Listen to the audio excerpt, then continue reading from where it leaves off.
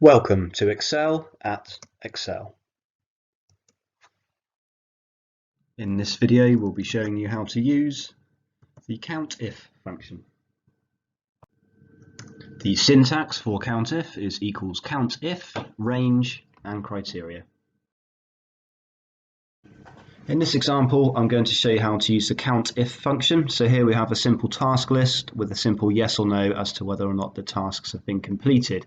And in this cell here, we want to find out what tasks have been completed. So we're going to type in equals COUNTIF, open parenthesis, and it asks you for the range. So the range we're looking for is these cells here.